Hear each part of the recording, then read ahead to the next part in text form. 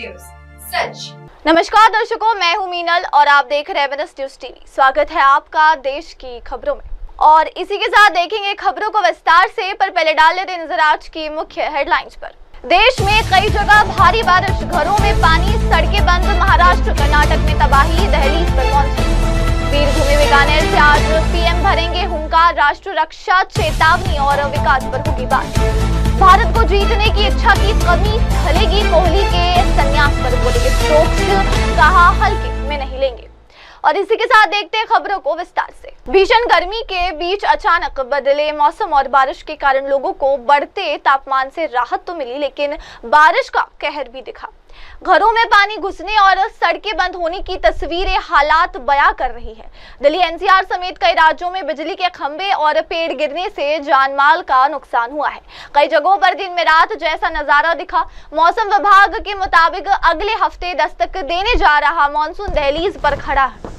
अगले 4 से 5 दिनों के दौरान केरल में मानसून के दस्तक देने की संभावना है, लेकिन मानसून के पहुंचने से पहले पश्चिमी घाट के कुछ हिस्सों, कर्नाटक से लेकर महाराष्ट्र के कई इलाकों में आंधी तूफान के साथ बारिश का दौर जारी है। पालघर जिले के नाला सोपारा में भारी बारिश के कारण एक घर का छज्जा गिर गया, जिसमें 2 लोगों को बचा लिया गया है। पश्चिमी हिमालय राज्य हिमाचल प्रदेश में सुबह धूप खिली तो दोपहर के बाद भारी बारिश और ओलावृष्टि के चलते अंधेरा छा गया। वहीं राष्ट्रीय राजधानी दिल्ली, एनसीआर समेत उत्तर पश्चिम और पूर्वी भारत के कुछ हिस्सों में तेज आंधी के साथ बारिश हुई। घरों में पानी घुसने और सड़कें बंद होने की तस्वीरें हालात बयां कर रही है। दिल्ली एनसीआर समेत कई राज्यों में बिजली के खंभे और पेड़ गिरने से जानमाल का नुकसान हुआ है। कई जगहों पर दिन में रात जैसा नजारा दिखा। मौसम विभाग के मुताबिक अगले हफ्ते दस्तक देने जा रहा मॉनसून दहलीज पर खड़ा है।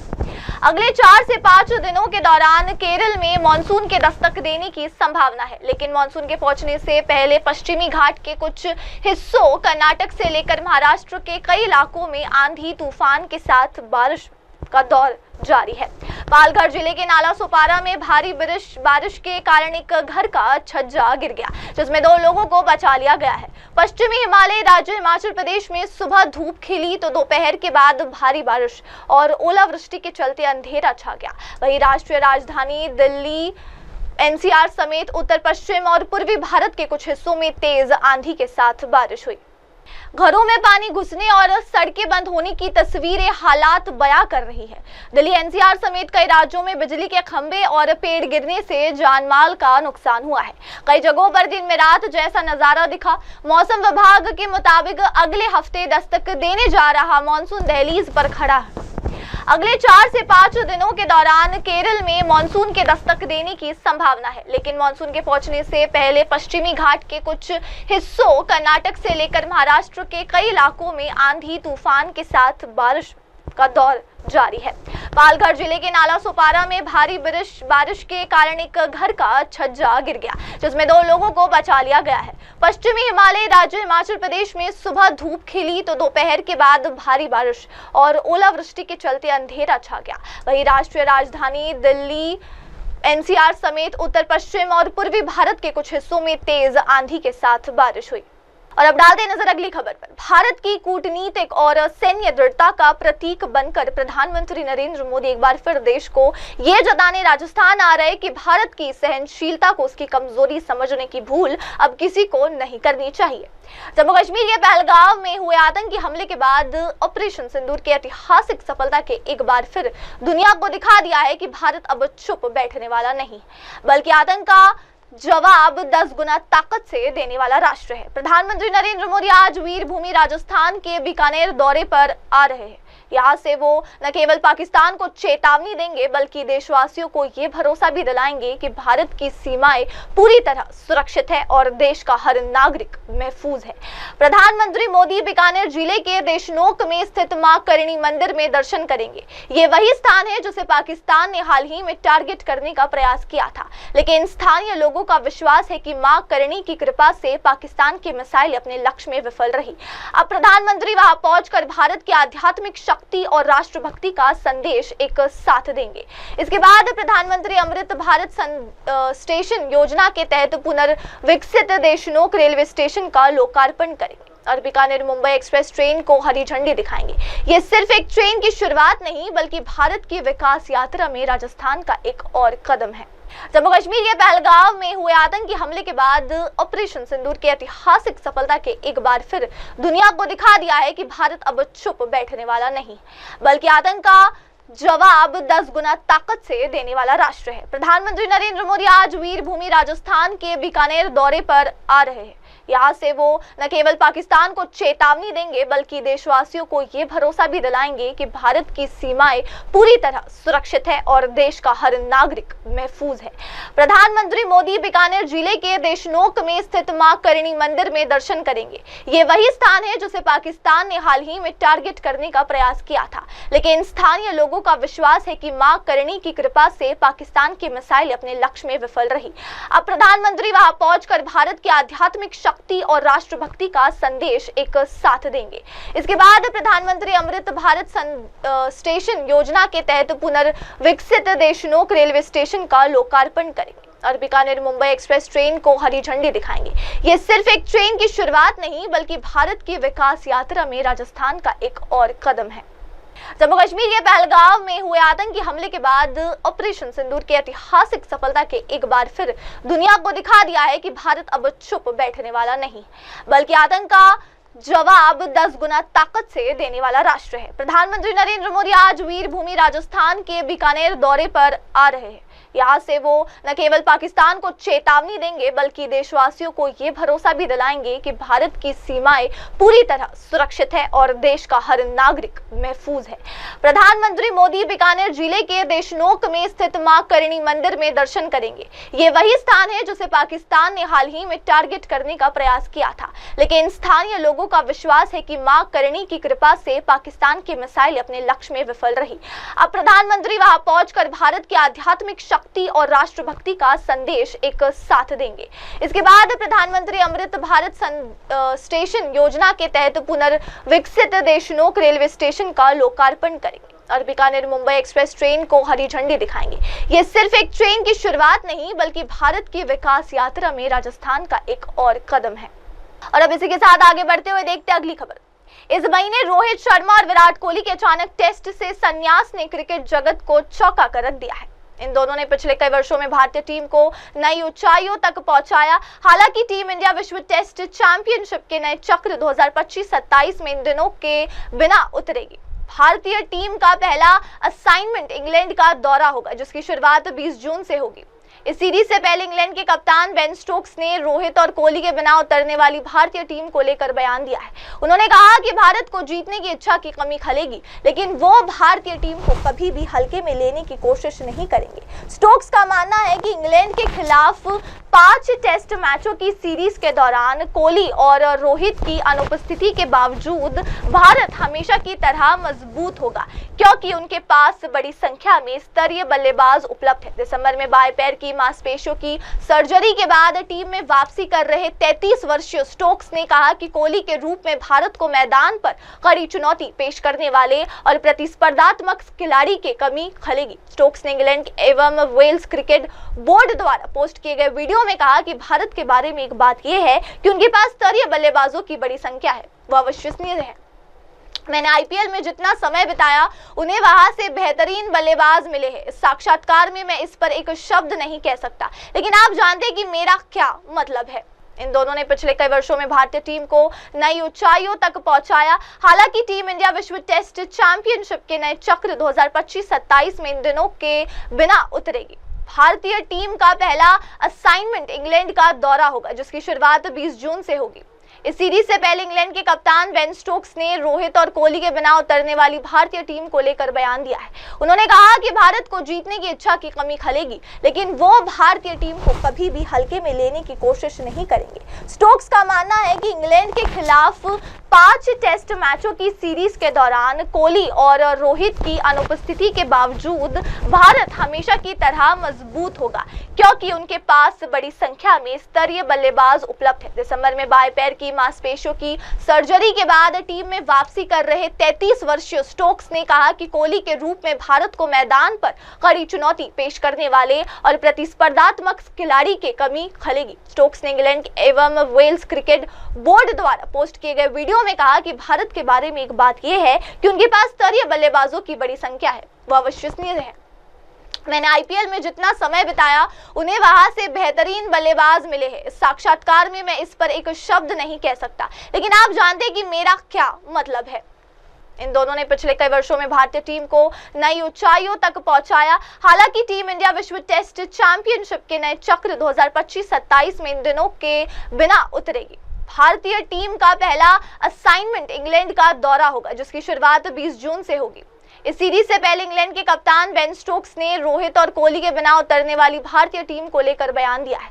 उन्होंने कहा कि भारत को जीतने की इच्छा की कमी खलेगी, लेकिन वो भारतीय टीम को कभी भी हल्के में लेने की कोशिश नहीं करेंगे। स्टोक्स का मानना है कि इंग्लैंड के खिलाफ 5 टेस्ट मैचों की सीरीज के दौरान कोहली और रोहित की अनुपस्थिति के बावजूद भारत हमेशा की तरह मजबूत होगा, क्योंकि उनके पास बड़ी संख्या में स्तरीय बल्लेबाज उपलब्ध है। दिसंबर में बाएं पैर की मांसपेशियों की सर्जरी के बाद टीम में वापसी कर रहे 33 वर्षीय स्टोक्स ने कहा कि कोहली के रूप में भारत को मैदान पर कड़ी चुनौती पेश करने वाले और प्रतिस्पर्धात्मक खिलाड़ी की कमी खलेगी। स्टोक्स ने इंग्लैंड एवं वेल्स क्रिकेट बोर्ड द्वारा पोस्ट किए गए वीडियो में कहा कि भारत के बारे में एक बात यह है कि उनके पास स्तरीय बल्लेबाजों की बड़ी संख्या है, वह अविश्वसनीय है। मैंने आईपीएल में जितना समय बिताया उन्हें वहां से बेहतरीन बल्लेबाज मिले हैं। इस साक्षात्कार में मैं इस पर एक शब्द नहीं कह सकता, लेकिन आप जानते हैं कि मेरा क्या मतलब है। और अब इसी के साथ देखते हैं अगली खबर। जासूसी के शक में गिरफ्तार यूट्यूबर ज्योति का पूछताछ में चौंकाने वाला खुलासा हुआ है। पाकिस्तान के वीडियो अपलोड करने से पहले दानिश को भेजती थी। दानिश पाकिस्तान की छवि को नुकसान पहुंचाने वाले वीडियो एडिट करवाता था। पाकिस्तान के लिए जासूसी करने के शक में गिरफ्तार ज्योति मल्होत्रा से पूछताछ में सामने आया है कि पाकिस्तान से जुड़े वीडियो बनाकर सोशल मीडिया पर अपलोड करने से पहले इन्हें पाकिस्तान दूतावास के अधिकारी दानिश के पास भेजा जाता था। इस पर दानिश उन वीडियो को और ज्योति को कुछ निर्देश देता था। इसके बाद ज्योति वीडियो को निर्देश अनुसार एडिट करती और फिर सोशल मीडिया पर अपलोड करती थी। माना जा रहा है कि दानिश वीडियो से पाकिस्तान की छवि को नुकसान पहुंचाने वाले सीन डिलीट कराता था। वो जांच कराता था कि पाकिस्तान की सुरक्षा से जुड़ा कोई गोपनीय अंश वीडियो में न जाए। ज्योति के मोबाइल से इस तरह के वीडियो भेजे जाने के साक्ष्य पुलिस को मिले हैं। ज्योति के 4 अलग अलग बैंकों में खाते हैं। इनकी जांच चल रही है। पुलिस ने बैंक खातों के लेन देन के बारे में अभी किसी तरह की टिप्पणी से इनकार किया। जानकारी के अनुसार बैंक खातों में बड़ी रकम अभी तक नहीं मिली है। पाकिस्तान के वीडियो अपलोड करने से पहले दानिश को भेजती थी। दानिश पाकिस्तान की छवि को नुकसान पहुंचाने वाले वीडियो एडिट करवाता था। पाकिस्तान के लिए जासूसी करने के शक में गिरफ्तार ज्योति मल्होत्रा से पूछताछ में सामने आया है कि पाकिस्तान से जुड़े वीडियो बनाकर सोशल मीडिया पर अपलोड करने से पहले इन्हें पाकिस्तान दूतावास के अधिकारी दानिश के पास भेजा जाता था। इस पर दानिश उन वीडियो को देखता और ज्योति को कुछ निर्देश देता था। इसके बाद ज्योति वीडियो को निर्देश अनुसार एडिट करती और फिर सोशल मीडिया पर अपलोड करती थी। माना जा रहा है कि दानिश वीडियो से पाकिस्तान की छवि को नुकसान पहुंचाने वाले सीन डिलीट कराता था। वो जांच कराता था कि पाकिस्तान की सुरक्षा से जुड़ा कोई गोपनीय अंश वीडियो में न जाए। ज्योति के मोबाइल से इस तरह के वीडियो भेजे जाने के साक्ष्य पुलिस को मिले हैं। ज्योति के 4 अलग अलग बैंकों में खाते हैं। इनकी जांच चल रही है। पुलिस ने बैंक खातों के लेन देन के बारे में अभी किसी तरह की टिप्पणी से इनकार किया। जानकारी के अनुसार बैंक खातों में बड़ी रकम अभी तक नहीं मिली है।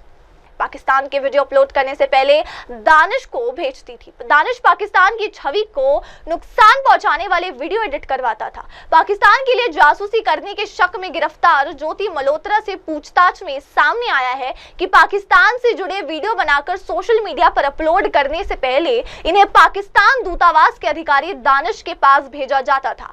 इस पर दानिश उन वीडियो को देखता और ज्योति को कुछ निर्देश देता था। इसके बाद ज्योति वीडियो को निर्देश अनुसार एडिट करती और फिर सोशल मीडिया पर अपलोड करती थी। माना जा रहा है कि दानिश वीडियो से पाकिस्तान की छवि को नुकसान पहुंचाने वाले सीन डिलीट कराता था। वो जांच कराता था कि पाकिस्तान की सुरक्षा से जुड़ा कोई गोपनीय अंश वीडियो में न जाए। ज्योति के मोबाइल से इस तरह के वीडियो भेजे जाने के साक्ष्य पुलिस को मिले हैं। ज्योति के 4 अलग अलग बैंकों में खाते हैं।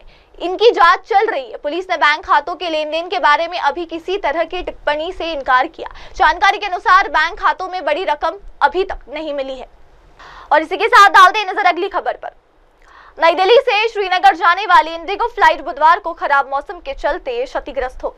इस विमान में सवार तृणमूल कांग्रेस टीएमसी की नेता सागरिका घोष ने इस खतरनाक हवाई अनुभव को मौत जैसा अनुभव बताया। उन्होंने कहा कि ऐसा लगा कि जिंदगी अब खत्म हो जाएगी। लोग चिल्ला रहे थे, प्रार्थना कर रहे थे और घबरा गए थे। उन्होंने बताया कि पायलट ने स्थिति को देखते हुए श्रीनगर एयर ट्रैफिक कंट्रोल को आपातकाल की सूचना दी। टीएमसी नेता घोष पार्टी के 5 सदस्यीय प्रतिनिधिमंडल के साथ श्रीनगर जा रही इंडिगो फ्लाइट में सवार थी, जिसे खराब मौसम के चलते तेज झटकों का सामना करना पड़ा। टीएमसी नेता सागरिका ने बताया कि विमान के आगे का हिस्सा क्षतिग्रस्त हो गया। उन्होंने कहा कि स्थिति खराब होने के बाद भी पायलट ने बड़े साहस से स्थिति को नियंत्रित किया।